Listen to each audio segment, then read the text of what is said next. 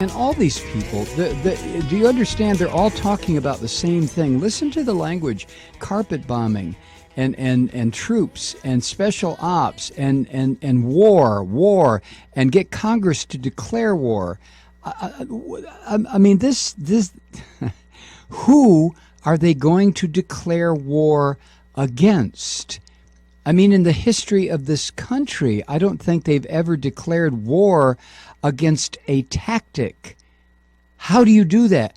These Republican candidates are just maddeningly insane. Every single one of them up on this stage. And Wolf Blitzer, the forever Mossad agent, keeps tossing them questions that are a little bit more rational than what Wolf usually comes up with. For example, he said, well, when you talk about carpet bombing, Senator Cruz, do you mean bombing the city of Rafah, Syria, and just wiping out the entire civilian population? And Cruz immediately gives this ridiculous half-assed answer, but that's exactly what they mean. That's exactly what they mean. This is the most murderous bunch of neocon Christians I have ever seen, ever, in the American political system. Let's try a little bit more. Go ahead. This direction. Let's be absolutely clear.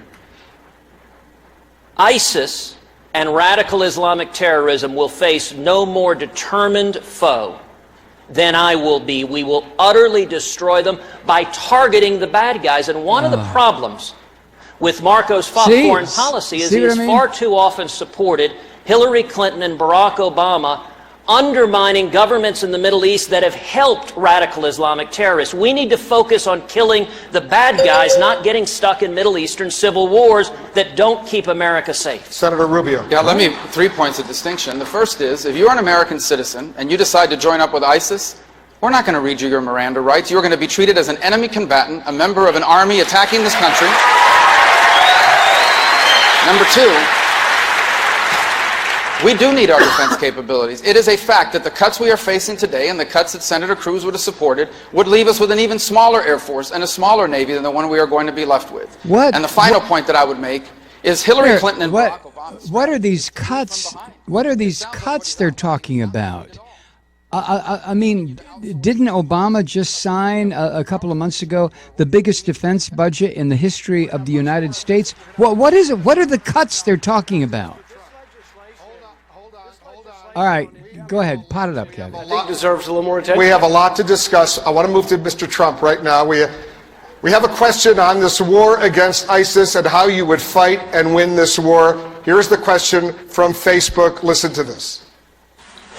I'm Josh Jacob from Georgia Tech. Recently, Donald Trump mentioned that we must kill the families of ISIS members. However, this violates the principle of distinction between civilians and combatants in international law. Oh, that so doesn't matter. Is, how would intentionally killing innocent civilians set us apart from ISIS? Mr. Trump. We have to be much tougher. We have to be much stronger than we've been. We have people that know what's going on. You take a look at just the attack in California the other day. There were numerous people, including the mother, that knew what was going on. They saw pipe bombs sitting all over the floor.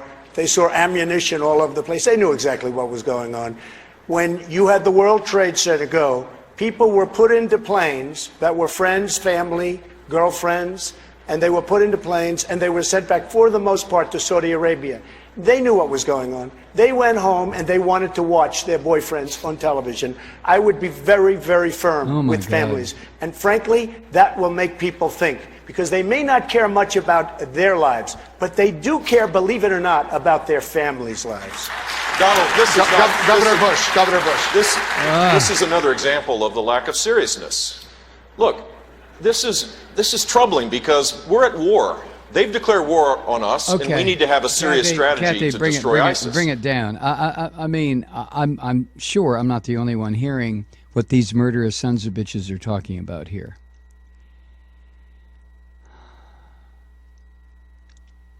Trump may have come up with the idea of murdering the families of those he identifies as terrorists.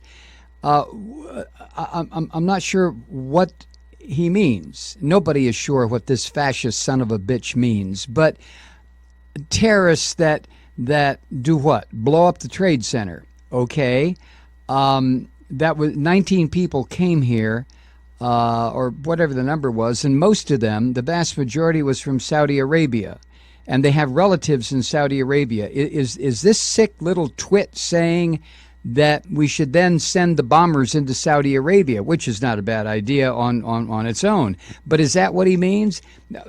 When he talks about bombing killing the families, the people that committed the atrocity in Paris were French and Belgian citizens. Does he mean sending the bombers into France and Belgium? Yes, that's what he means. But he doesn't know what he's talking about. The person that committed the atrocity in San Bernardino was an American citizen who lived there. What is he talking about? Bombing Los Angeles? These people are insane. And I'm not talking about the terrorists. I'm talking about this group up on this stage. I have never heard anything like this. Look, Wolf. Hey, yo, Wolf Blitzer. Hey, I used to work with you. Wolf, ask them about global warming, you stupid bastard. Ask them a relevant question. You can't declare war on a tactic. Let's declare war on secrecy. Anybody tell secrets, we will blow them up and kill their families. Anyone who engages in terror, what kind of terror? Which terror? Are they talking only about the terror that's successful?